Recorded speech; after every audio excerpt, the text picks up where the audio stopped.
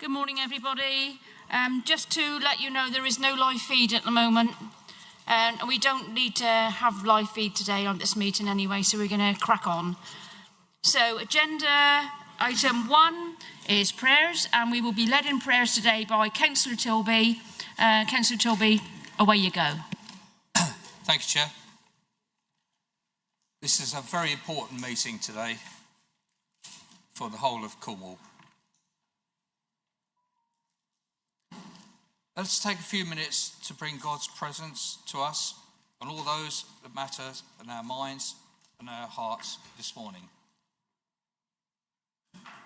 Gracious Lord, we give thanks to those who are our servants in public life. We pray for His Majesty the King, the royal family, the Prime Minister, and all those that serve our communities at government level, and they're in Truro serving Cornwall Council as we are today. We give thanks for the safety and protection of our families, our homes, and our communities. We pray for all those who are struggling in debt, or those relationships are breaking down for whatever reason. We pray for the good work of our volunteer organisations, shelter, food banks, and many of the others who tirelessly support our greater community that perhaps go unseen by those in authority, who are also doing their best for those in great need at this time.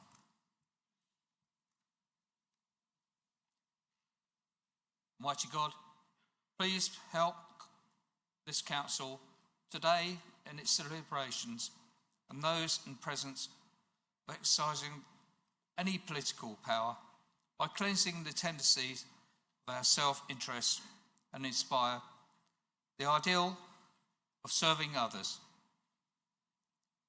At all tactics, we are tempered and compassion and decision informed by wisdom. We thank you, Lord, our God, to give us all the strength and fortitude in the good works of this council gathered here today, that any decisions taken today, that we may be refreshed and be able to renew our love for one another and to seek support of one another. We acknowledge our responsibilities to this and dear Lord, we pray that you continue to give us the Holy Trinity, that we, in our readiness to serve all in our respective communities. Merciful Father, accept these prayers, O Lord, for the honour of our advocate and mentor, Jesus Christ. Amen. Agenda item 2, apologies for absence. I have been notified of the following apologies. Councillors Bunny, Harris, Luke, Rushworth and Whiddon. And Councillor Rowe sends his apologies, Alan Rowe. Thank you. Any more? Okay, thank you. Agenda item 3, declarations of interest. In accordance with the Constitution, I now take declarations of interest from any members for any items on the agenda. Will members please indicate any items in which they have interests and the nature of those interests?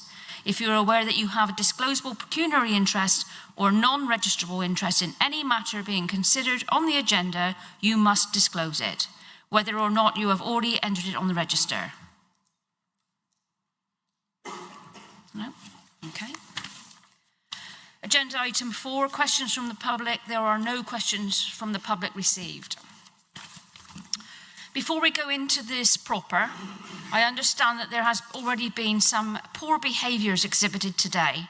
Although today is an emotive day, I need to be clear that everyone should vote in the way that they consider appropriate, and their democratic freedom to do so should be respected. If anyone believes they have been treated in a way that is inappropriate, please speak to Matt after the meeting rather than raising it during the meeting. who will no doubt take action if required. Thank you. Agenda item 5, motion to remove the Cabinet Leader from office, pursuant to the paragraph 3.2.1 of the Constitution. All members were sent a detailed guidance note in relation to the conduct of this meeting, and I expect that you have read it. I will therefore reiterate the key points. The scope of speeches should only relate to actions and inactions of the leader, not as the divisional member. Statements should be factual and opinion-based on fact. Statements should not refer to potential future leaders or other members as they are not relevant to the determination of the motion. On this basis, I will first ask Councillor Conway to propose the motion set out on page 3 of the agenda, and then Councillor German to second. I have agreed in advance for both of them to have 5 minutes to speak. Councillor Conway. Well, good morning, one and all. Apologies, first of all, from myself for attending this meeting barely on time. You may or may not be aware that the A30 is blocked from Lewonnick right the way through to Bodmin. So just give our best wishes to anyone who's involved in whatever the cause of that is. I would also at this time, before I start going too much into things, just to send best wishes to Kevin Towell, who's unable to be with us at present. We know he's unwell, and so we just want to give him our best wishes at present, and I believe that one person has agreed to pair with him, so it doesn't affect the votes, but best wishes to Kevin. We are in tumultuous times. Look what happened in America yesterday. What will happen over that remains to be seen. But things are in a time of great change. So why is now the appropriate time to put a motion to relieve the leader? First of all, I would remind all people in this room that at the end of the previous administration, a similar resolution was put forward. So to say it's wrong to do it now, it's clearly what you do to what happens from one to the other. My mother was saying, "Do as you would be done by," and I think that's what you need to remember at present. So, just for the record, I have no confidence in the continued leadership of Councillor Linda Taylor. There are several things that seem to have the ability to lead has seemed to go away. The airport is in a shambles. The whole system, we're hearing all sorts of things, what is happening and isn't, and it's down to the leader to lead. And in this, she isn't. I'm sure people will have bits to say about that through, so I'm not going to go too much into it. Passenger numbers are reducing, yet we've been told they're increasing. We've had a blueprint, which is supposed to be a blueprint, but I believe is impossible to carry out what's put there. I'm not going to say more than that about that. Now you've all had emails about it, you know what's going on, so leave it to that one. 25-26 budget, which is of great importance to all of us, and whoever gets elected next May will have to carry out the horrendous financial position we're in. We're still trying to find £9 million to even square the books for next year. It's a very difficult situation. Cuts are being made left, right and centre, and there is still no money. So it needs to be grabbed hold of and taken in. We cannot afford to take money out of reserves year on year, because you can only spend that money once, and once reserves are zero, we then got ourselves in a bankruptcy position. So 25-26 budget is a problem. The following years are an even bigger problem. There have been attempts to dispose of some of our car parks, which I believe, if we're going to dispose of a car park, they should be first of all offered to town and parish councils, and not to some private company who's going to try and make a bigger profit from them.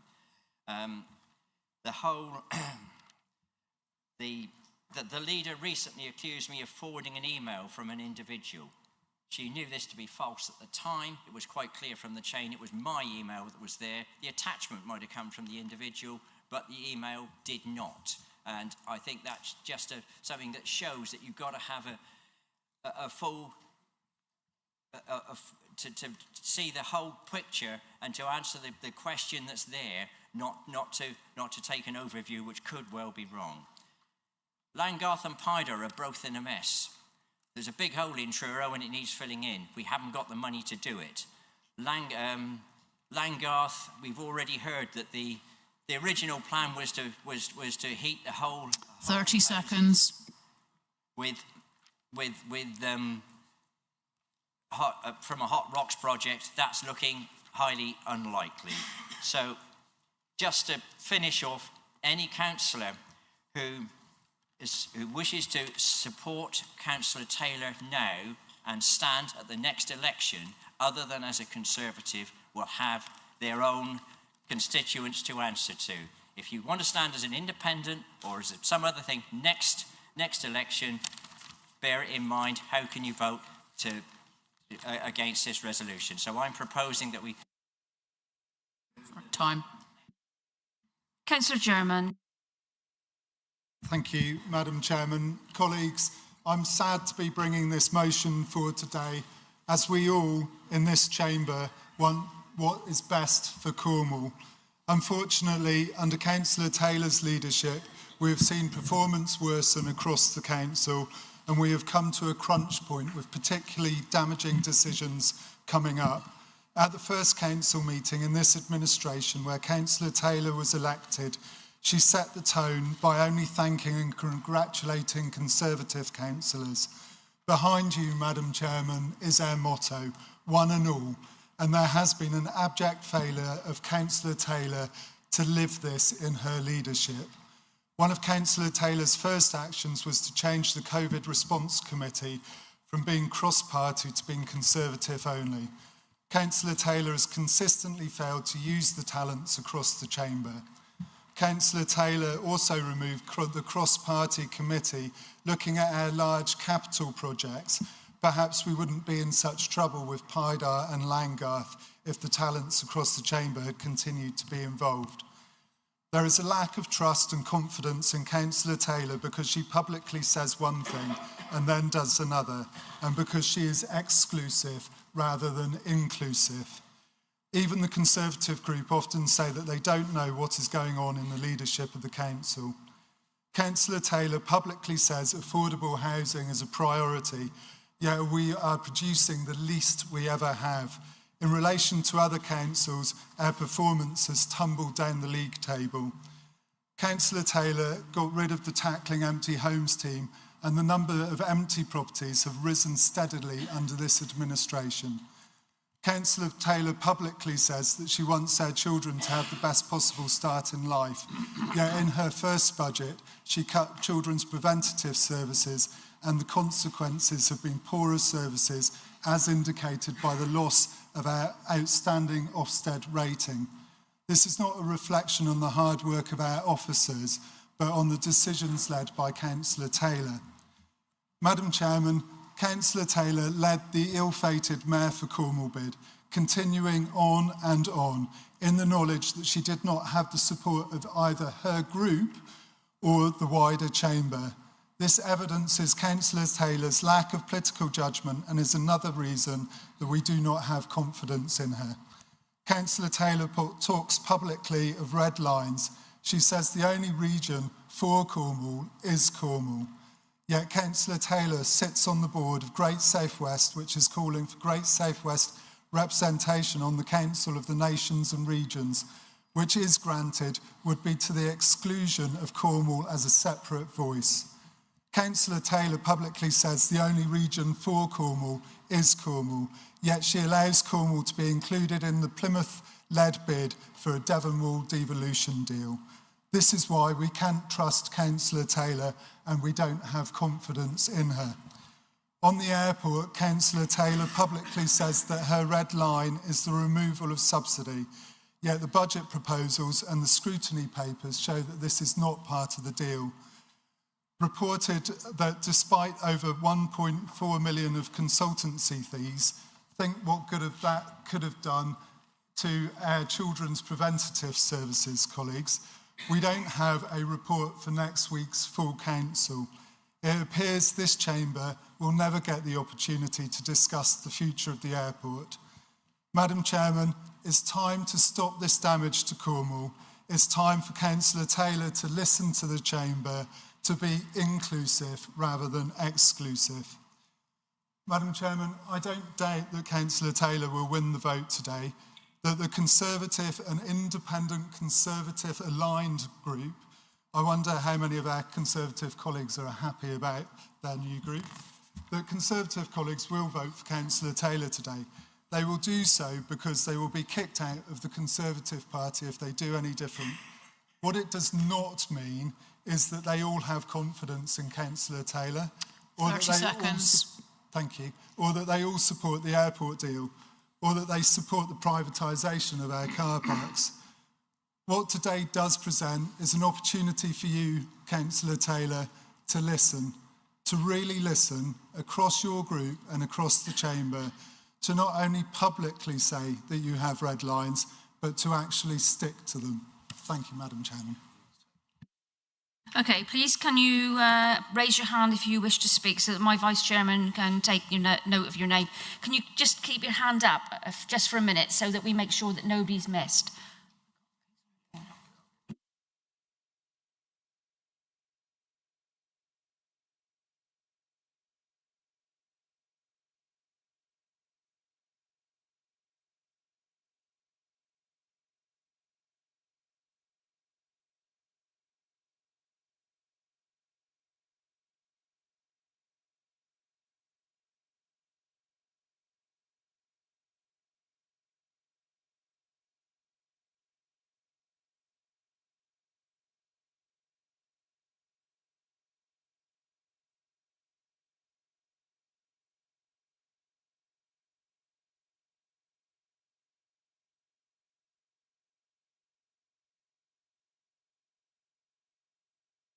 Councillor Ewart.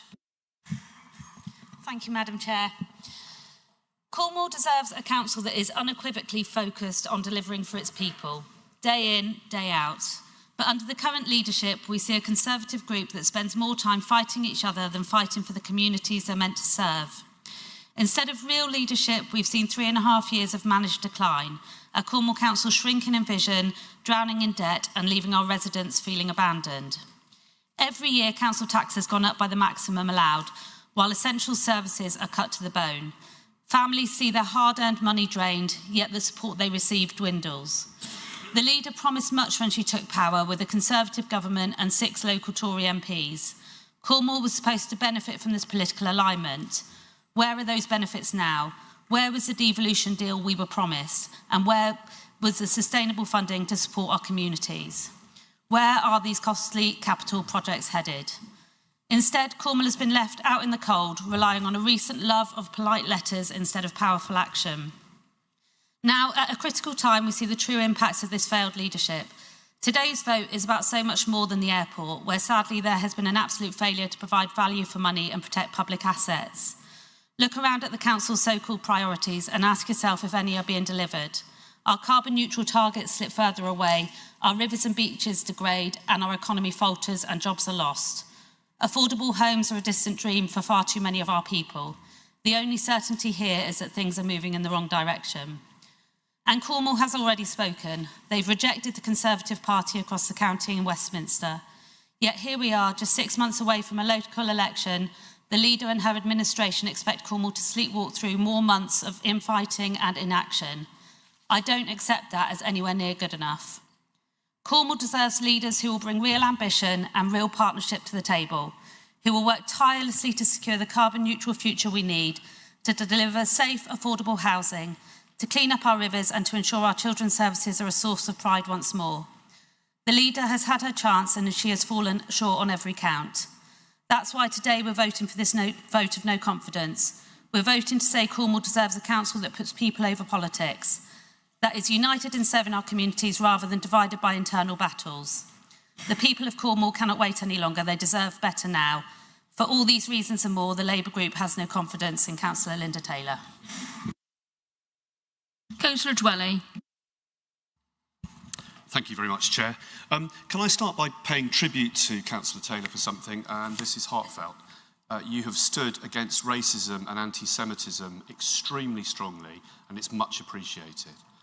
Now turning to other aspects of Councillor Taylor's leadership, she has been effective at managing the Conservative group. And I know this because she has used, in my opinion, the way that committee chairs and vice chairs are allocated to great effect. It's worked. And there are people who will vote for her, no doubt, partly based on those factors. I've found myself strangely being some kind of therapist for Conservative councillors. I get on very well with many of you. Many of you call me quite frequently or stop me and say, Linda this, Linda that. What can we do about Linda? Today, the question is, what will you do about Linda? Now, I want to be honest here. From a non-Conservative point of view, the very best thing you can do if you want the Conservatives to have a disastrous election next May is to vote for her. So wearing my anti-Conservative hat, please back Linda Taylor, because it's guaranteed to give you the worst possible result next May. And let me give you an example of why that might be. Quite aside from the mayor thing, I've said more than enough on that over the years.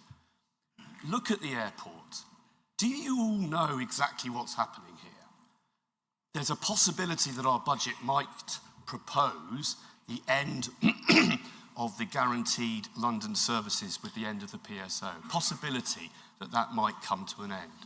That looks to me like a sweetener for the company Westcor, who it is proposed, perhaps as soon as next month, will be handed control of our airport and control of the land around it.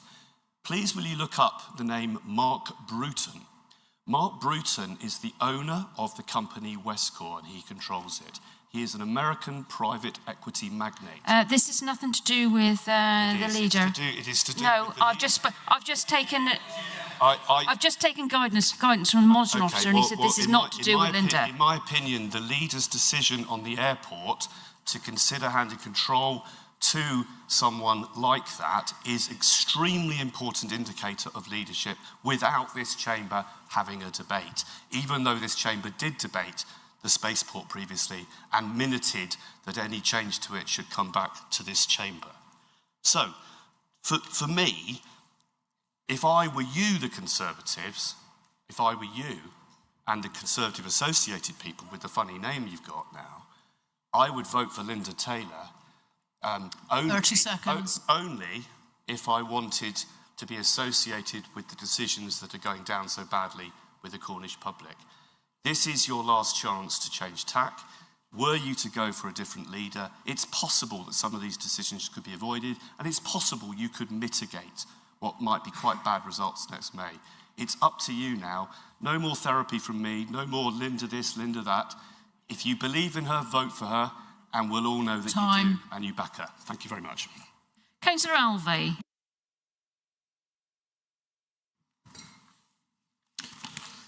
Good morning, colleagues. I want to highlight the absurdity of calling a motion to remove a leader at such a crucial time in the municipal calendar, on the whim of a Judas who can't tell the difference between strong leadership and simply not getting his way, and his stooge who, instead of promoting Cornwall at the recent LGA conference, acted more like an extra in a spaghetti western, telling other delegates that he was about to take Linda's scalp. A strong leader of a unitary authority doesn't just have the job of leading the council. They are an ambassador for Cornwall on the national stage. The fact that last year Linda made the final 3 of the LGRU Leader of the Year highlights the regard in which she is held nationally. As well as chairing many local boards, she is on the executive of the County Councils Network. She's a director of the Great Southwest Partnership Board, LGA vice chair of the local Infrastructure Net Zero Board, and much more. The removal of Linda as our leader would see the sudden and irreplaceable loss of Cornwall's voice at the top of local government nationally. Nobody is a stronger voice for the duchy on the national stage as Linda. As you know, Cornwall is benchmarked against all other local authorities through common LGA attitude survey questions. It's a fact that nationally the trend is almost entirely downwards. However, Cornwall Council is one of the few outliers trending upwards in resident satisfaction. And that hasn't happened by chance, but through Linda's strong leadership. In closing, I doubt that some of you who have naively put your names to this motion really understand the implications of it succeeding. You'll cross the Rubicon and inflict significant harm on Cornwall's reputation. We'll go into a state of political flux just as the budget is being prepared. Remember, the leader appoints the cabinet and the 10 of us take collective responsibility for the decisions that we make. As those of you who have served on a cabinet before know, cabinet members have complex portfolios, responsibilities and networks to maintain. You may not always agree with some of the difficult choices we make, but from the names on this motion, there is clearly no one remotely worthy to compete to replace Linda as the leader of this council. Her leadership is exceptional, and it would be a sheer madness to replace her with she is the best that we have. Thank you. Councillor Frost. Thank you, Madam Chair. I'm not going to go on and on about the leader because I think everyone else probably will. But there are two things that I think this chamber should reflect that have happened under the leadership of Linda Taylor that is not good for the membership of this chamber. And the first one is when Councillor Williams-Pears and Councillor Donathorne swapped cabinet roles. The media announced that responsibilities had changed with that. And the question was asked, is that true? To which we were told, check the website, it's as it is. And the website said there was no change. Only to find out a few days later that it had actually changed. And that is either misdirection or incompetence, either of which is not good leadership for this chamber. The second is I put a motion forward because the government had made a decision to attack personal independence payments. And it went against the good work that this council had actually done. And instead of standing up for Cornwall and standing up for the good work that this council done, we were refused the opportunity to disagree with the government, and the only reason for that is because it was the same colour as the leader. However, I then, after the general election, submitted another motion because the current government had made a bad decision. And they were all for standing up and attacking the government. Why? Because it was a different colour. And the fact is, for the last 3.5 years, the council leadership has done exactly what they have been told by the Westminster Blues. And they haven't done what was meant to be the best for Cornwall. We all know politics has a part to play, but there are realities. Many a time, Devon County Council, which is also Conservative, has stood against the Conservative government when they made bad decisions for Devon. But we have not once stood up for Cornwall because the leadership did not want to upset the Prime Minister at the time, and that is why I have no confidence in the leader. Councillor Toms. Thank you, Madam Chairman. I come here as an independent, and I am independent in mind, thought and deed. And if people don't believe that, then they don't believe it. I don't particularly care. In 174 days, I won't be here again. And that's a fact. Because why? Because this is all about politics and trying to win the next election. You don't care. People don't care about the people out there. That's who we should be caring about. And if you remember, I said exactly the same about 2 meetings ago when I said, actually, we should work together for the good of the people outside of those windows. Have a look, because I said it. I know, Linda, that I've said to you, I think it was one of the very first meetings, you will be judged on the deprivation scores.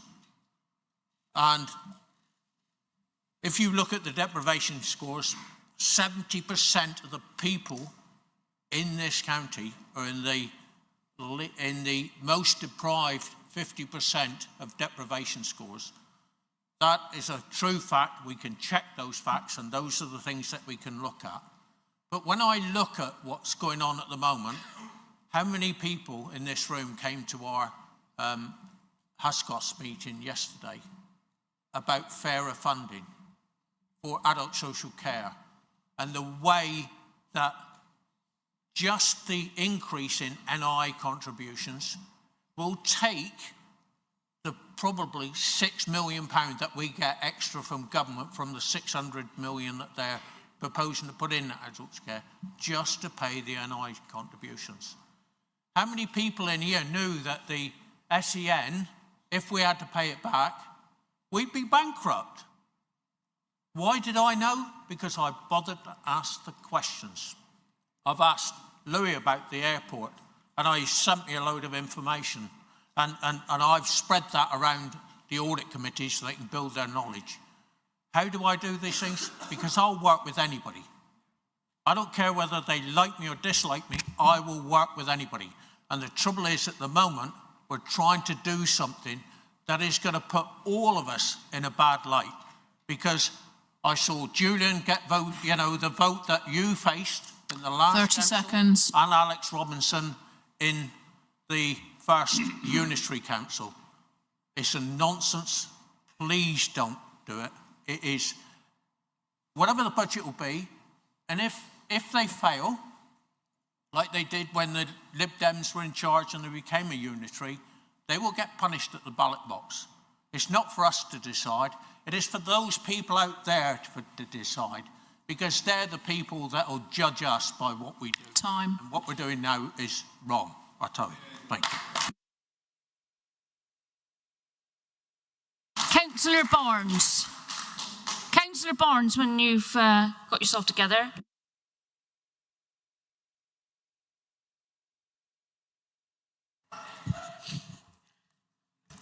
I shall be supporting the motion today. We've had a series of bad decisions which have been led by Linda. The mayor for Cornwall, we went up the hill and then back down the hill again.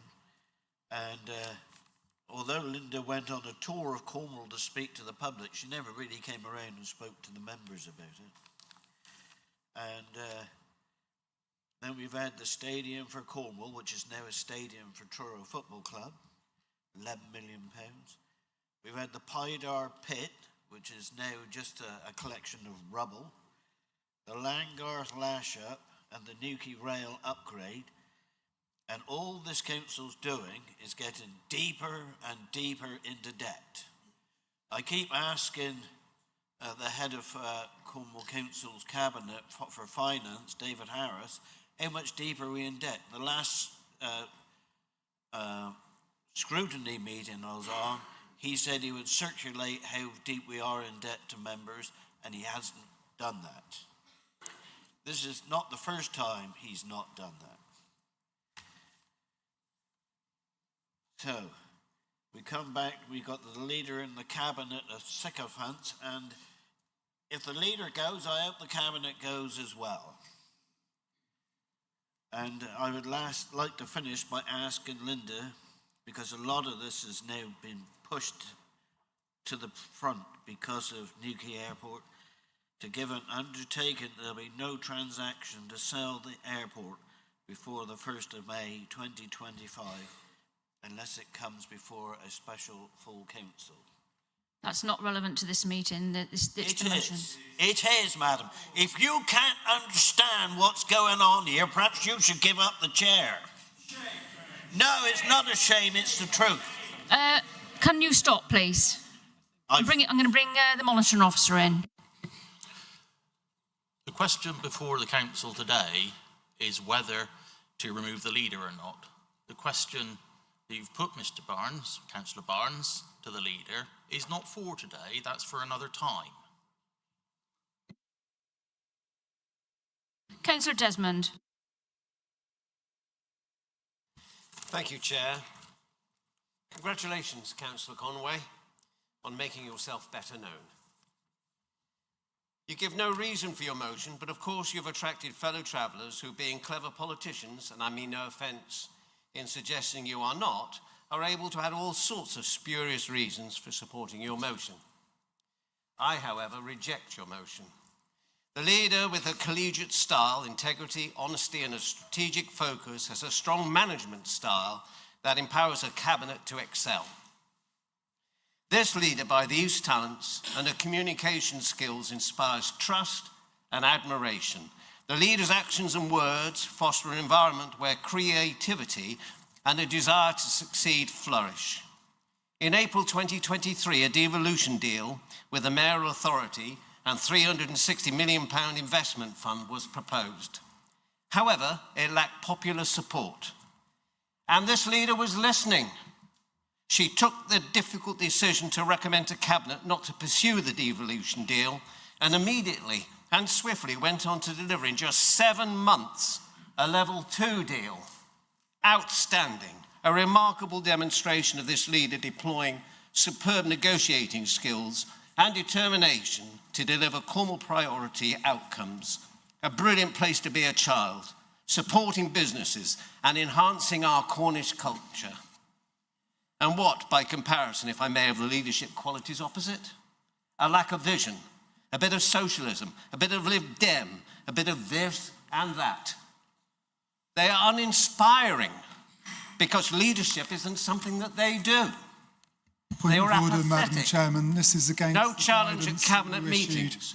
For example, when the issue of the Labour's cruel withdrawal of the winter fuel allowance was discussed and acted on, sorry, there was point no of order. opposition. Point of order.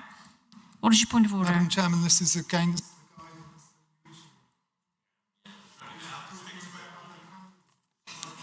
including Tories. Yeah, fair challenge. I have the floor, Chair. Do I? You have the floor, but not to discuss other people. This is about Linda and her leadership.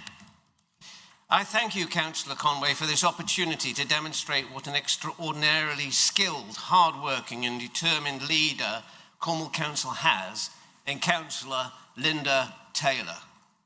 Our leader is respected at the highest levels of government and internationally. The G7 event in Cornwall demonstrated that at the highest possible level. This enables her to seek excellent opportunities for Cornwall through her skilled representations on our behalf.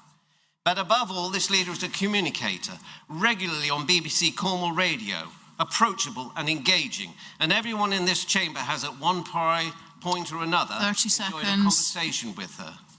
And despite the attempt by that order put forward by the leader of the opposition, people know what the contrast is between firm, decisive leadership and those who can't even properly represent their constituents over something as crucial as the winter fuel allowance being withdrawn. I reject this motion. Councillor Wells. Thank you, Madam Chairman. The very first sentence in Cornwall Council's constitution states that the council operates executive arrangements through a leader and cabinet model. Then in Article 2, the role profile of the leader is set out clearly. One could illustrate how well Councillor Taylor has more than adequately fulfilled this role by giving examples of each of the criteria. However, I will confine myself to just 3 of them. The first point states that the leader is to be the principal political spokesperson for Cornwall. I'm sure nobody can argue that Councillor Taylor has not fought our corner in many arenas, both with national government and promoting Cornwall in the media. The second point states that the leader is to exercise political leadership both within and beyond Cornwall, including building a political consensus around council policies and forming a vision for the council and community. The third point I would highlight states that the leader is to provide strong, clear leadership in the development and coordination of the council's budget, strategy, policies and service delivery. Taking these points together, I well remember Councillor Taylor's first address as leader, where, contrary to what Councillor said earlier, she offered to work across the chamber and would welcome constructive ideas from any member. She has always attempted to reach a consensus, but the buck must stop somewhere, and as a strong leader, she has had to take some tough decisions. Inevitably, this has upset some people, but when the council is operating under such tough statutory and budgetary constraints, the effect of decisions on hard-pressed taxpayers must be borne in mind. Councillor Taylor has a collaborative leadership style and delegated many decisions to her cabinet colleagues. As Councillor Conway mentioned, we are approaching a crucial moment for the Council as we are about to set our budget for 25-26. And the distraction this motion has caused is one of the last things we need at this challenging time. Even more importantly, however, is the unlikely prospect of a coalition of former Tory supporters, Labour supporters and others reaching a consensus on the policies that will be needed to create a balanced budget. For instance, the proposer of this motion claims he is a Tory and the seconder endorsed a Labour Party candidate in the last year's general election. If they are unable to reach a consensus, we shall be putting our new Section 151 officer in the invidious position of having to set the budget in the first few months of her taking up the role. I end on a personal note. Councillor Taylor has been the most supportive throughout my time on this council, particularly during the difficult times I've experienced with my business this year, and I shall always be grateful for that. I would ask every member to consider most carefully the ramifications of supporting the motion before us today. I will certainly be voting against. Councillor Fitter. Thank you, Madam Chairman. I've not come with any prepared speech. I've come just purely to listen, to observe, and to offer a comment. No one, yes, certainly, I do apologise. No one is above being judged. No one is indispensable. Councillor Taylor has, for the last 3.5 years, been the leader of this council. She was elected by the peers. She was elected each successive year. But she's also entitled to be judged by the people of this chamber. And that is all we're doing, is judging her record as leader of the authority. No one can be immune from that. And to suggest that there is fear and trepidation throughout the nation that we, as a unitary authority, should remove our leader within 6 months of a forthcoming election hardly bears water. But members, what you have to do is you really have to judge the record of the leader and the cabinet. And the cabinet is partly responsible for the decisions taken by the leader. But the leader is the leader. And she, Madam Leader, will have to take the decision, take the responsibilities for those decisions. And I have to say that through bad luck, perhaps, misjudgment, whatever you call it, but we've had a shamble of disasters perpetrating through this administration from virtually year one. The failure of the Perranporth to Newquay Saints Trail pulled, the hole in the ground pulled, and various other fiascos. But you must make a judgment, and if you feel that you are comfortable with those judgments and comfortable with those decisions, then you vote for your leader. But to pretend that we are here and we are not allowed to judge our leader, and she is our leader as well, she is the leader of our council. So I will resent the fact that we are being challenged because we have the legitimacy to, in actual fact, judge our leader. You make the decision. I shall be voting for the motion, but you must make your decisions according to your thoughts and wisdom. If you feel it's all gone swimmingly, then great. You vote for your leader. Thank you. Councillor LeBroy.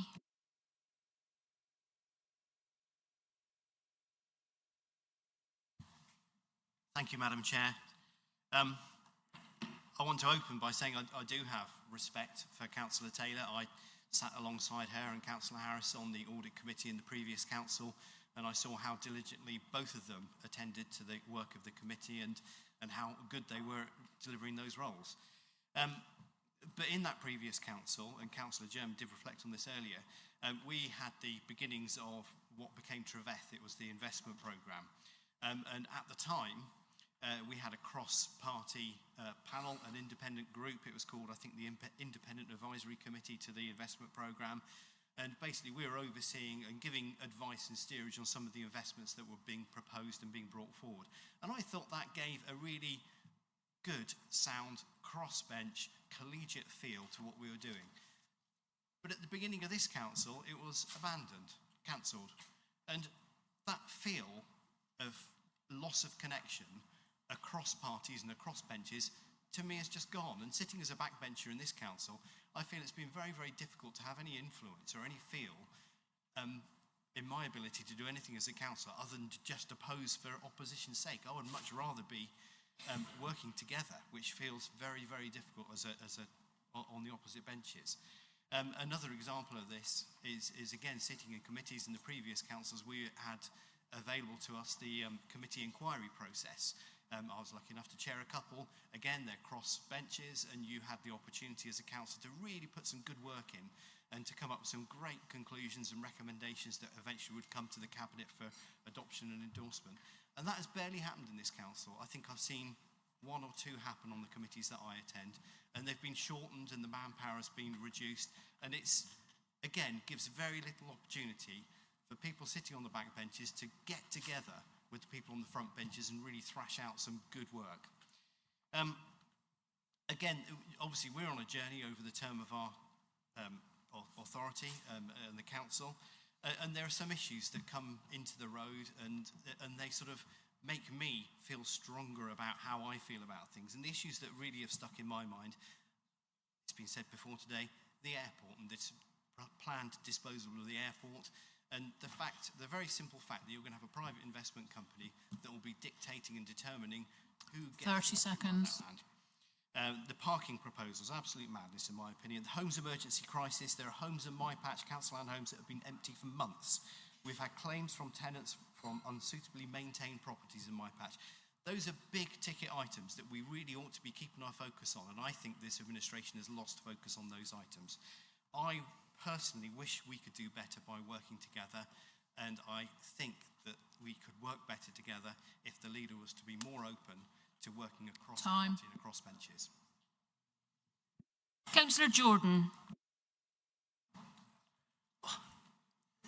Thank you, Madam Chairman, and thank you for all your help in helping me put together something I can speak about. So thank you. Councillor Conway has accused Councillor Taylor of being a dictator. I have known Councillor Conway for longer than anyone in this chamber. He was my deputy mayor in Lanston for 2 years. He was a Labour union man in the tax office before he went to union. Madam Chairman, point of order. This is against the guidance that you laid out. This is about another member. Okay. I spoke to Councillor Conway about 3 weeks ago when all this blew up, and I asked him... Sorry, Councillor Jordan, you need to stop. Okay. You need to talk about Linda only. Okay. Linda is a very strong leader. I agree with Councillor Dwelly for the first time in 4 years. We should vote for Councillor Taylor. She's a good leader, a strong leader. She knew there was going to be issues, and she has tried to be very fair. And she has. Just look at the team around her. Councillor Harris took on this role as the finance officer, and he has done a very good job after the last administration left us in a mess.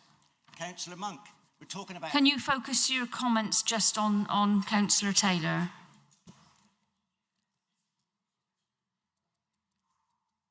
Madam Chairman, Councillor Taylor is probably the best leader that we've had in the 8 years that I've been here. Councillor Painter tried to do a very good job. He failed. No.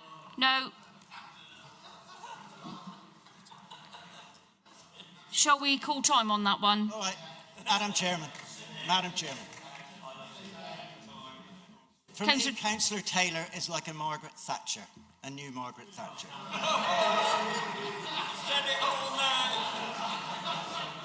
Leading us all through difficult times. Can we have some order, please? At least I can make people laugh and joke. Leading us through very difficult times when one or two people want to hurt her. And this council, of course, is going to have, a very detrimental effect on our fantastic residents and our fantastic county of Cornwall. All I can say is that anybody who wants to vote for this motion of Councillor Conway is not voting for Cornwall and its people. It's voting for one or two people that want to cause damage to this council. Councillor Cruz. Madam Chairman, I thank you for allowing me to speak in this debate. As a first-time councillor, I would like to express how much Linda has helped me to gain confidence and settle into the quite daunting task of representing my residents.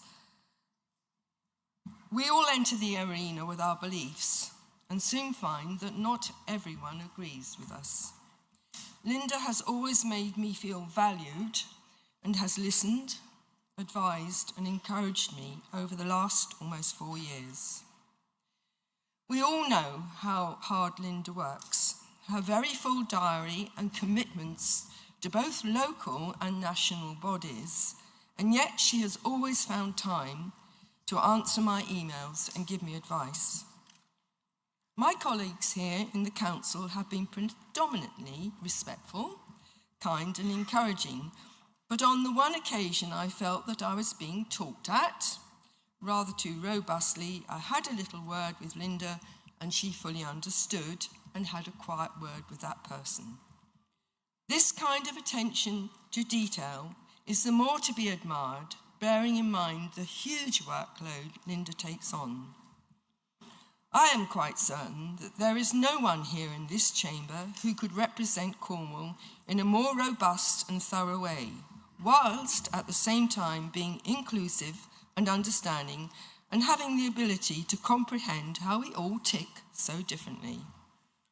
Linda is the strong leader we need, and I am only deeply saddened by the intentions of Councillor Conway and all those that support his motion. I urge you to reject this motion for the good of the council and for the good of Cornwall. Thank you.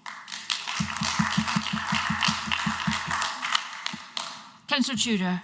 Just on a point of order, can I ask the monitoring officer, is it not appropriate to be able to reference other members in this room if we are talking about a vote no confidence in comparing the confidence we may have had in those members when they were leading the council? So it's a fair question, but the guidance that has come out has directed members towards talking about why the leader should or should not be displaced, and comments should be directed to the leader's failings or achievements or whatever you might think. And whilst you might want to draw comparisons, we're trying to maintain a level playing field with the same rules applying to everybody. Sorry, can I come back on that? We're debating no confidence, the issue of no confidence, and surely our view on the confidence of others will take that into consideration, especially those, you know, speaking now. I can't see how the two are not intrinsically linked. They form part of our decision making. Thank you. So your confidence in the leader and whether you have confidence in others will be reflected in the way you vote. A set of rules for debate have been sent out for everybody to comply with. Your speeches should focus on the current leader. If we get to a position where we're voting for an alternative leader, then it would be appropriate to talk about other persons. But for the moment, you should focus your comments on the leader, as the guidance says, and has been raised by other members in the chamber when others have been spoken about. And so let's stick by that rule. Demonstrate your confidence in the leader by the way you vote.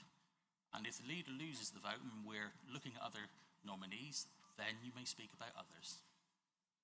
Thank you. Councillor Jenkins. Thank you, Madam Chairman. I think it's really sad that we're in this chamber today. I don't think this whole episode reflects well on any of us.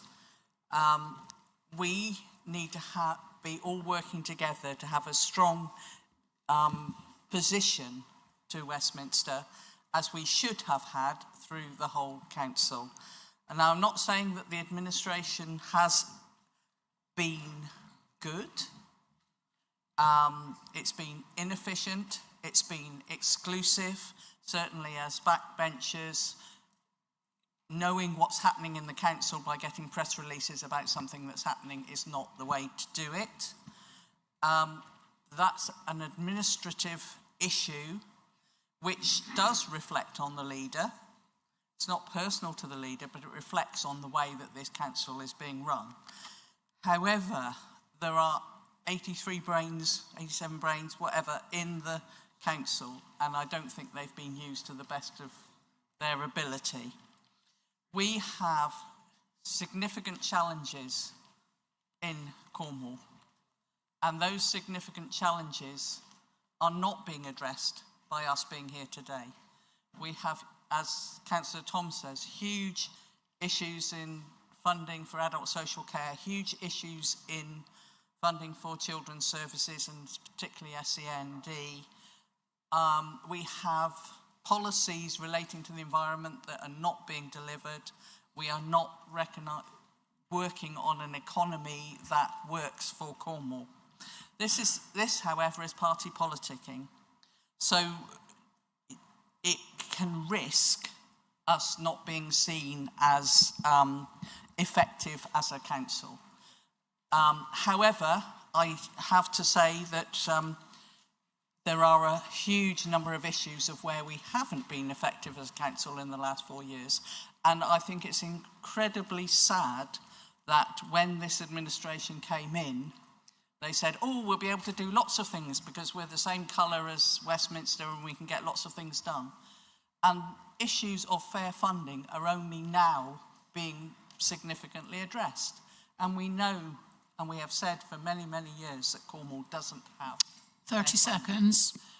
The people of Cornwall deserve better from all of us.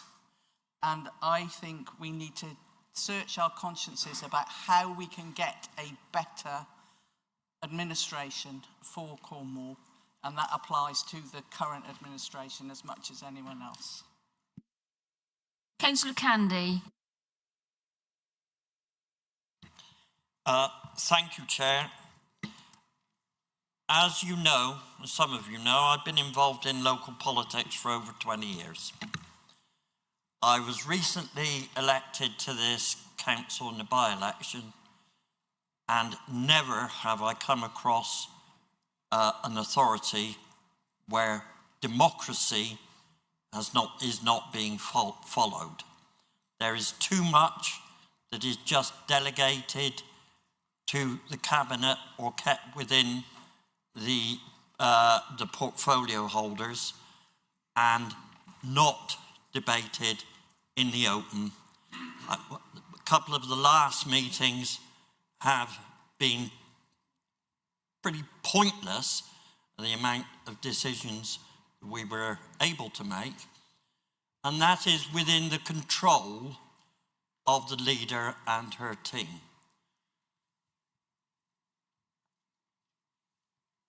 One of the most important issues I find is the car parks and the devolution of those to an up-country company rather than keeping control within this council. And I would like to, and that of course is within the remit of the leader to see whether this council is able to debate those sorts of issues.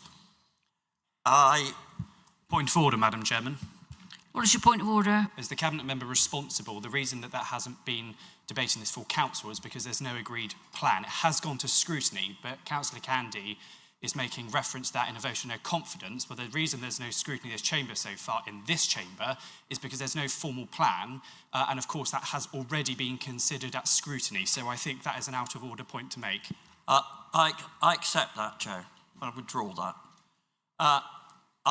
As I say, my main concern is about the lack of democracy and under this current leader, and the fact that we are not working as a team for the whole of Cornwall, and her leadership has been very divisive.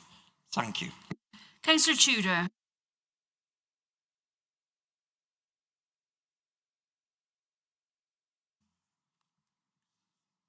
Bear with me, sorry. I had to change my speech from advice from the monitoring officer. Okay.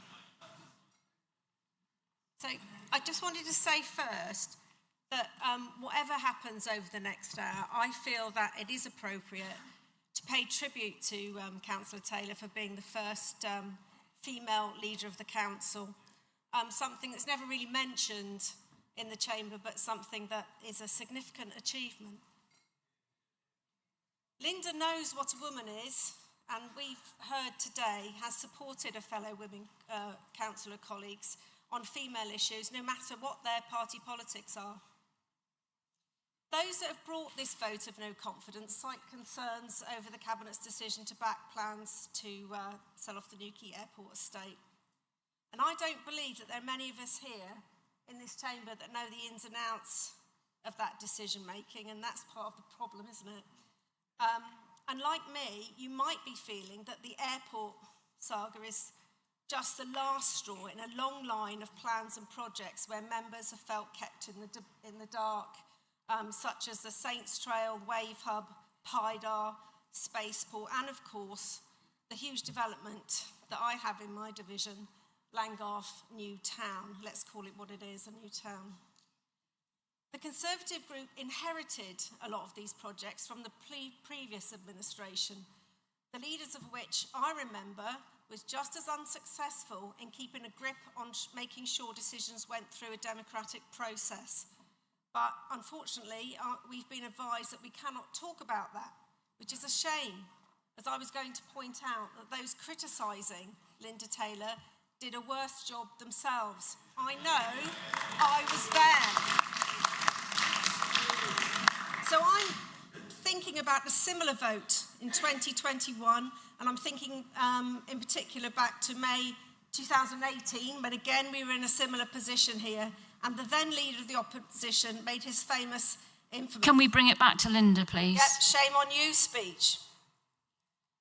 For those, I'm talking about democracy and transparency now in a general sense. For those of you who weren't here, it included a number of things, including shame for the council for spending on big ticket items and allowing officers to run this place. When the Conservative group did get into power, their ability to scrutinise and hold senior officers to account did seem to melt away, as happens in this council under every leadership. We've been here before. I think it was Albert Einstein who said the definition of insanity is doing the same thing over and over and expecting different results. And I think that's what's happening here. The Newquay Airport saga has helped identify the problem, but I don't feel this vote of no confidence is the solution 30 seconds. To fix it. If Councillor Taylor is forced to step down, then I implore whoever is voted in to the breach to use this next 6 months wrestling some control back from officers who are going unchecked, playing fast and loose with taxpayers' money. Can we bring it back to Linda, please? If the motion is unsuccessful, then I make the same Time. plea to Councillor Taylor. Let this be a shot across your bow. You've got 6 months to try and fix the system. Bring transparency back into the council, because it is the system that needs to be overhauled. Councillor Gardner, I'm going to bring you in now, and I have got down here that I did agree for you to have 4 minutes because your portfolio is part of the problem. Thank you. Thank you. As this motion, and it's been mentioned by both the proposer and seconder, was around the issue, it was apparently around the issue of the airport. There have been plenty of inaccurate statements this morning surrounding the airport, and I thought I would take the opportunity to clarify some of the facts around the background and the process. When we took over this administration, it's fair to say that the approach to the airport was confusing, split across 4 portfolios, misguided and woefully unsuccessful. Madam Chairman, procedural rule 14.5G, factual inaccuracy. The Cabinet member had, Councillor Brown had scope of the whole of the airport, the estate, the operation of the airport, the finances. We brought it all into one portfolio. Thanks. He didn't have property or the aero hub or the solar farm. He did. It was all brought in underneath the one Cabinet member. Can you steer it towards Linda? Yeah, okay. However, over 12 years, 3 different administrations, the most recent of which was led by some of the very people now bringing this motion, the potential of the wider airfield site was not realised. Capital investment had not been... Sorry, point of order. I'm sorry. I thought we were asked to talk only about the leader. What I'm trying to can I say, it's got to apply to all parties, not just to non-conservatives. Otherwise, it will look ridiculous. Can we... Madam Chair, we just bring this back in? I've just... I'm getting on to what the leader did about that. Right. Which is well, can you start with that, please? Okay. Okay, so the amount of capital investment now required is £35 million over the next 5 years. Linda has recognised that challenge. She's not shied away from it. Indeed, she has risen to it, commissioning an airport review at the very start of this administration, tackling the shortcomings head-on and accepting the need for change. 12 years of failure have driven the need for change, and as Councillor Tudor said, it was Einstein that declared the definition of madness was continuing to do things the same and expecting a different outcome. This morning, some statements have been made, and I want to tackle those head-on. It's been said this morning that in multiple formats over many weeks that this matter hasn't had proper scrutiny. Well, no single issue in the entirety of this council has had more appearances at scrutiny or more opportunities for council members or the public to have their say. 6 formal scrutiny committee items, 2 in... You need to bring it back to Linda. I understand... What I'm trying to say is, this is as a result of Linda Taylor's leadership. It's Linda that has driven this, Linda that has driven the council, the cabinet, to agree to this. No, I think that you've just got to bring it back to Linda. Okay, what I'm trying to say is, the way that the airport has been conducted... Okay. Okay. I mean, what I will say, as I said, 6 scrutiny meetings have discussed this. Both the proposer and the seconder did not even attend 4 of those. I believe this is not about the airport. How can it be when it's being tackled head-on by the leader? It's had more scrutiny than any other issue. This is misogynistic. I believe this is because we need to get back on this. You need to speak about Linda. I believe this is because Linda Taylor is a woman, and that is the reason. No, this is not good enough, is it? Okay. No. Okay. No. Okay. In my opinion, the misogyny is rife. I stand with colleagues, not just happy, but honoured to serve under a female leader like Linda Taylor. Councillor Gardner, thank you. Councillor Marrington.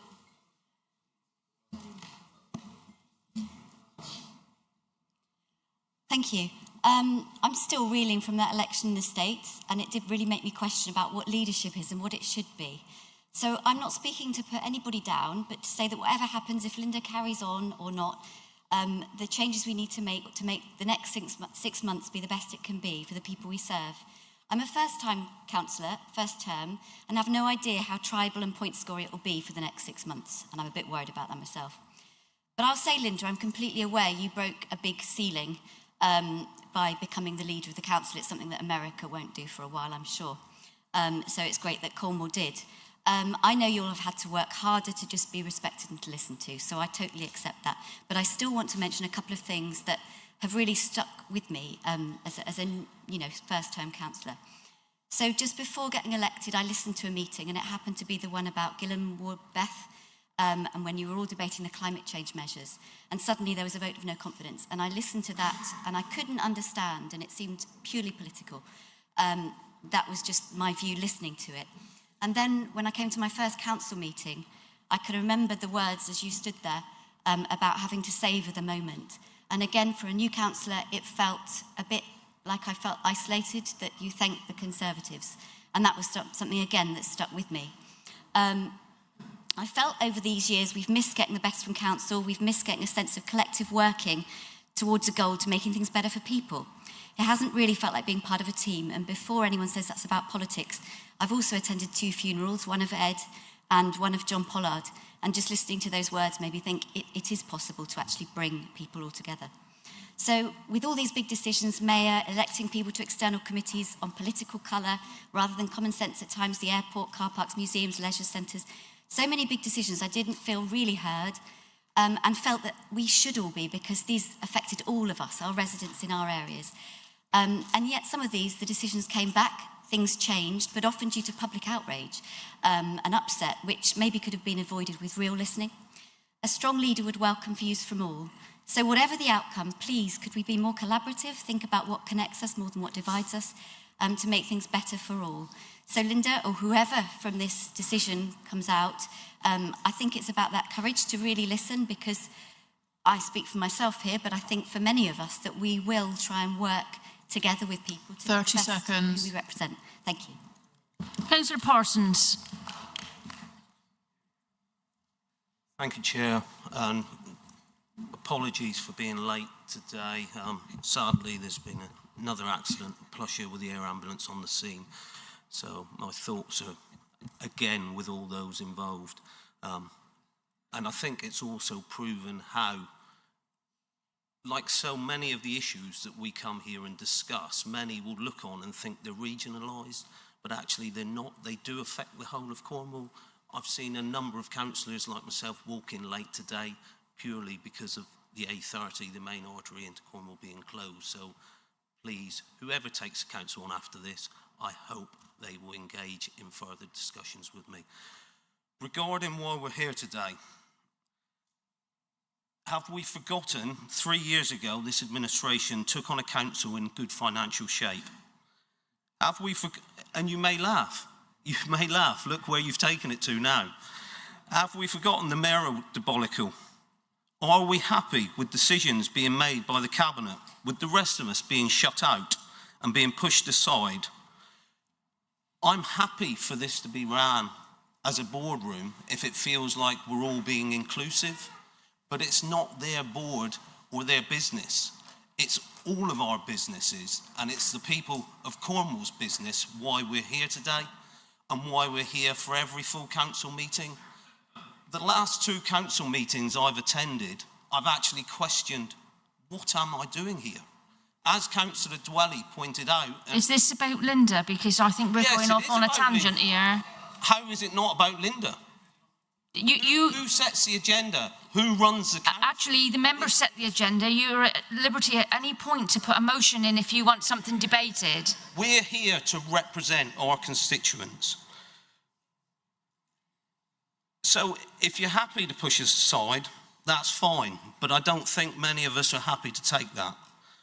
Although at a personal level, I have the utmost respect for Linda, the system isn't working. And I'm afraid that sticks with the leader. For us to represent our constituents fairly, all being at a level playing field, change needs to come. So I will be supporting this motion. Thank you. Councillor Arthur. Point of order, Mr. Chair. Point of order, please. Hello. When I first joined this Just a council... moment. What is your point of order? Sorry. Sorry, Steve. Madam, I'd like you please to ask Councillor to withdraw his remarks that any of us are misogynist in this council. They're absolutely disgraceful. Absolutely. Did you say that it was in this council? What I would say is I believe this motion has only been brought forward because Linda is a woman, and I stick by that. That is calling us misogynist. It's an absolute disgrace.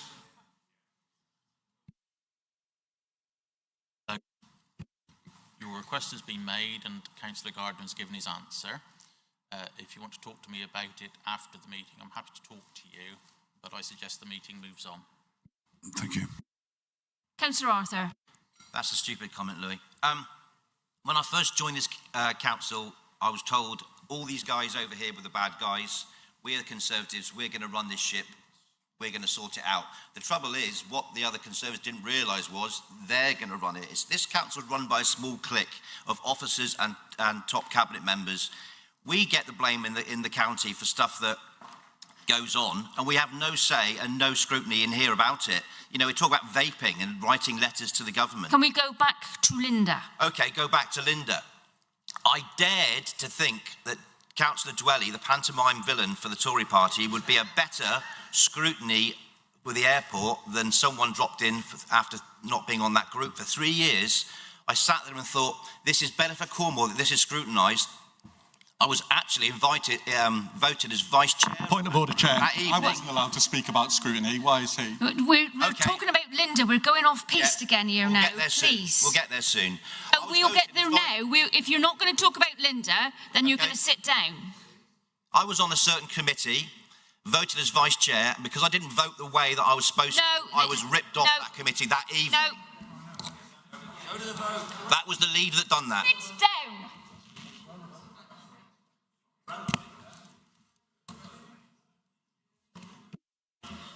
Point of order, please. I'm sorry. Factual accuracy, 14.5. It is a fact that the leader of the council removed Councillor Arthur as from the committee that he was elected vice chair to. It is a leadership issue. Then he should have stuck to that and not gone off on a little meander. That's what I said. Are you going to stick to the talking about the leader, not the meandering, please? I think I've said enough, Chairperson. Councillor Wills. Thank you, Madam Chairman. I would be delighted to talk exclusively about Linda Taylor, a lady of immense integrity, a wonderful leader of this council, supportive to all those in this chamber if you bothered to go and speak to her, somebody who will help you in your hour of need, and somebody that I have nothing but the most tremendous amount of admiration for the way in which she has led this council over the last 3.5 years.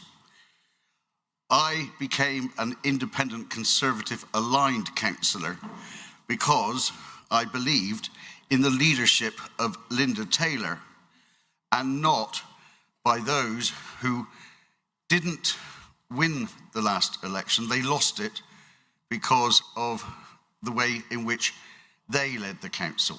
I believe Linda... Can you please just stick with Linda? Linda has done an outstanding job. She has kept her group relatively together, apart from Larry, Moe and Curly up there, who haven't got the guts to call themselves what they are, Reform. Linda, please. But Linda has kept them together. And when you talk about scrutiny and committees, that's under the gift of the leader of the council. Linda's always been fair in how those positions are given out. I don't think that was the case under the last administration. I believe Linda learnt lessons from the last administration and indeed inherited things like the Stadium for Cornwall, Langgarth, and other officer-led... We're going away from Linda again. She inherited those projects from the previous administration, and Linda has done her utmost to see that we are kept fully informed as to how those projects inherited, and indeed the airport and the costs, are disseminated down to members of this council. I think she's done brilliantly. She will always have my support. 30 and seconds. I look forward to voting against this motion and supporting the best leader that this council has seen since it became a unitary authority. Councillor Donathorne. Thank you, Madam Chairman. I wanted to start just by rebutting a few of the points that I've heard being raised as reasons why... No, this is about Linda. Yeah, the points made by these members were given because they believe that that was a reason why they are voting against Linda. And so I believe that that is a fair point to make. Let you start and see where it goes. I'll try my best, Madam Chairman. I'll try my best. So Councillor Conway suggested that he's voting against Councillor Taylor because it's a difficult budget. He suggested that he's voting against Linda Taylor because of disposal of car parks. He's voting against Councillor Taylor because of political differences. That's not a reason to vote against the leader of the council. It's a reason to support the leader of the council and to work with the leader of the council to try and deliver on your priorities. I will say, because different members have raised voting against Linda because of the disposal of car parks, and I thank Councillor Candy for withdrawing his comment, because of course you can't vote against the leader of the council for a policy on disposing of car parks because there's no formal agreed policy, and we've discussed it informally at scrutiny committee. So for those reasons that opposition members have given to vote... Steer it back. To vote against Linda as the leader of this council is spurious at best. And I'm going to say this, and I will name no names. The reason I came here was to vote in support of Linda as the leader of this council, and to walk into New County Hall today and hear members, honourable members, decent members being threatened because they were indicating they would support Linda as the leader of the council brings this entire institution into disrepute. And that those members that guided that should hold themselves in shame. That'll do. I'll be voting, I'm going to my speech, I won't go on to that any further. I haven't heard a shred of evidence from a single opposition member today while they're voting against Linda as the leader of this council, but I want to talk about why I'm voting for Linda, proudly as the leader of this council. As the Conservatives and the Independent Conservative Line, the largest party in this council, I believe we have a right to have the leader of this council as the Conservative, and we will test the confidence of the Chamber this afternoon. But I'm hearing from others that they're voting against Linda because of a lack of democratic engagement. The airport has been raised by members of this council. But when there were 2 informal workshops at scrutiny... 30 seconds. Those members who have spoken in this debate today didn't even bother to turn up. You're going off on the tangent. It's Linda focused here. Absolutely. I'm voting for Linda because she has a strong cabinet who are across the detail, unlike former cabinet members who sign contracts without even reading them. Can we stop? Linda is a strong lobby strongly for Cornwall, and the reason I'm voting for Linda, one of the reasons I'm voting for Linda, is because she has extended chairs of committees to other groups, unlike how things have been done previously. Okay, we're going to... And that is why I hope the council ask themselves carefully in this debate, because Linda is the best leader that we've got. Thank you. Right, before I go back to Councillor Conway, Councillor Taylor, I think that it's your right to speak now. And I did agree, the same as I did for Councillor Conway and Chairman, that you should have five minutes. So thank you, Chair. And if you didn't miss what James said, he said, please just talk about myself. Okay, I am disappointed but not surprised that some members of this council have today given in to the rhetoric of personal animosity and allowed themselves to be listed on this motion. We all know the motivation of a small group of the instigators, and it has nothing to do with policy and everything to do with their own petty, vengeful grievances. At a time when we should be working hard for the people of Cornwall, they must carry the blame for wasting the time and money of this council. But just to be clear, Madam Chairman, we should remind ourselves of the principles that we have to adhere to in the running of this council, because there are perfectly adequate ways of dealing with policy issues, and this motion is not one of them. So, a Labour government introduced the governance model of a strong leader and cabinet to do 4 things. 1, to improve the efficiency and accountability, to enhance a democratic accountability, to strengthen local leadership, and to reflect modern governance trends. In order to create a balance to that decision, making the process for that legislation also introduced overview and scrutiny committees. These were established not as an opposition group, but were meant to be genuinely independent opportunities to scrutinise the decision-making, wherever those committees felt the need to shine a light. Madam Chairman, I and my Cabinet have acted in accordance with the model prescribed by law, as have all previous administrations, no more, no less. Now, we all know that in order to conduct the business of the Council, there are occasions when commercially sensitive information must be retained by myself, the Cabinet, and the officers of this authority. But scrutiny can and does allow a full examination of all decisions that are made within the framework of the legal requirements. The Labour government in 2000 believed that a strong leader should provide the necessary direction and vision to drive local development and improvement, which would empower local authorities to play a more active role in addressing the needs of their communities. That is their words, not mine. And this is precisely what this administration has been doing. I recognise, of course, that there are important decisions which either have been made or have yet to be made in relation to major developments throughout Cornwall. All decisions have been and will be properly made, and scrutiny are entitled and indeed encouraged to consider and make recommendations as they see fit. This is the proper function of both the Cabinet and members of the scrutiny committees. Madam Chairman, as this is a vote about me, then I do want to say the following. During my time as leader, I have attended more public meetings throughout Cornwall than any other leader of this council, and I will continue to do so. The public meetings I attend are a standing item, and I undertake them gladly as an important aspect of community engagement. I have helped to strengthen local leadership and raise the profile of Cornwall Council at national and international level through my role as a strategic and place leader, and via my regional duties and my relationships with His Majesty's government. I attend formal civic functions as a leader, and I lead on communications and residents' engagements.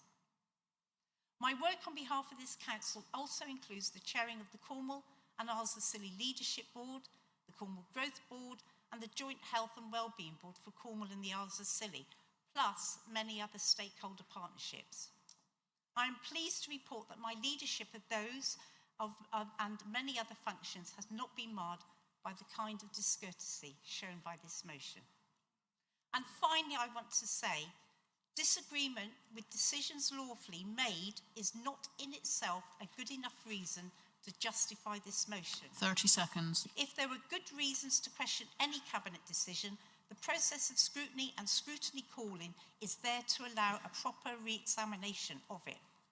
Nothing said today remotely qualifies as that, so we're all left with a politically motivated attack on me, fuelled by personal animosity. I ask members to reject the motion, and frankly, we've got much better things to be doing today. Thank you.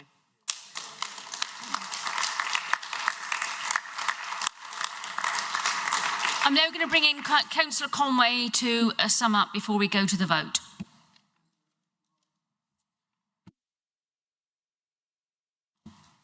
Thank you. I've picked up most of the points through the debate, and I'll try and answer some of them reasonably succinctly. The first one I'm going to bring up, someone said that we're reform in disguise. Now, I'm making it absolutely clear to everybody. This is not about Linda. We're not here for you to reply. You want to sum up. The allegation was made in this chamber, and I'm just making it clear I have nothing to do with reform and will not be.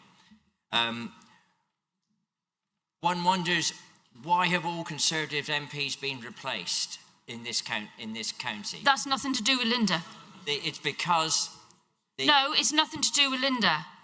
It is to do with her. No, it's not. She didn't put the MPs there. You need to be talking about the leader. Please sum up on the motion. Well, put it this way. Cornwall has lost its confidence in the Conservative Party. No, we're still supposed to be talking about the leader. I'm going to have to bring the monitoring officer in a minute if you're not understanding what's going on here. In Lanson, people have been coming up to me and saying, whether they were Conservatives or otherwise, that they support what I am doing with putting this motion of no confidence in Linda. I am being told that the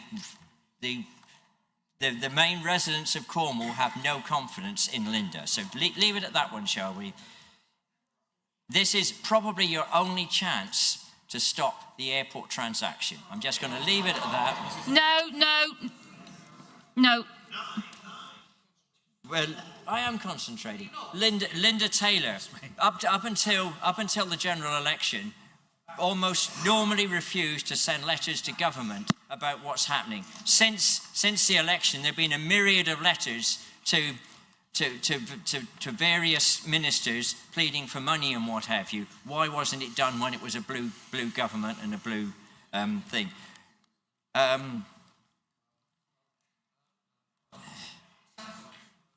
I sound like a Lib Dem MP. Do I? Can we have some order here, please? Yeah. Linda has so far let.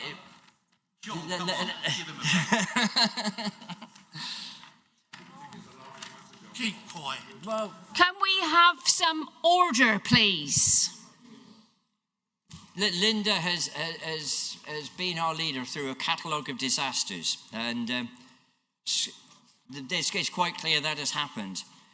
One thing that has come through, and I'd just like to make an apology to Councillor Marrington. I know something I did upset her very much, and I apologise for that quite publicly. She knows what it's... Go back to Linda, please. I am talking about Linda in a roundabout way. There are many Conservatives in... The fact that I have lost confidence in Linda Taylor as leader, and let's be quite honest, in the last 2 Conservative elections for leader, I did not vote for Linda Taylor, so it's not something that's come about recently. It's something that's been there for a long time. I have had no confidence in her ability to lead, and I believe there are several people within the Conservative Party who have a much stronger 30 seconds. Credentials. So, how is it? Yeah, I'll just leave it there. We've been through most of the bits and pieces. We've heard why that Linda Taylor should be removed as leader, and the resolution is actually to remove the leader, even though the resolution as I put it forward is that I have no confidence in Linda Taylor. I just repeat, I have no confidence in her, and I ask you to support the resolution and remove Linda Taylor as leader. Thank you. Okay, I'm bringing the monitoring officer in now. So,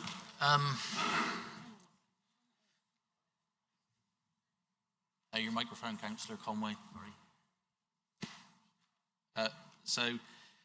Let me be clear that whilst you may not have confidence in the leader, the constitutional provision is that it's a motion to remove the leader. And Chairman will take you on to voting in a minute. Let me be clear that if you wish to remove the leader, you vote for the motion. If you wish to retain the leader, you vote against the motion. Apologies if that sounds patronising, but I don't want the vote to go the wrong way for anybody. Well, not if it sounds patronising, it does, but... Point of order, Chair. Thank you. Hello. Just quickly, can I just clarify, is Councillor Gardner still asserting that anybody that votes for this motion is a misogynist? I think we've moved on from that now. We're going to the vote here now. The vote will now open. Please vote in the way possible. Remove the leader is for. To keep the leader is against.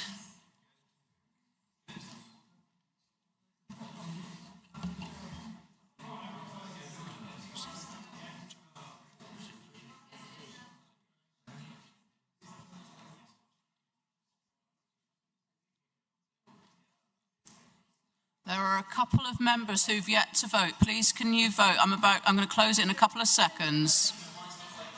Oh.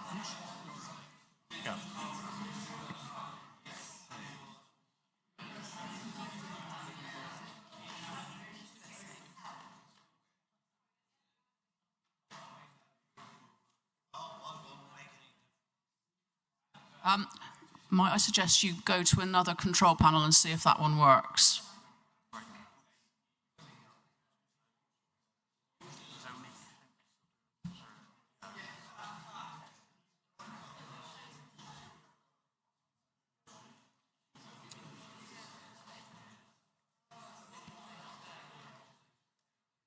Okay, members, I'm going to close the vote.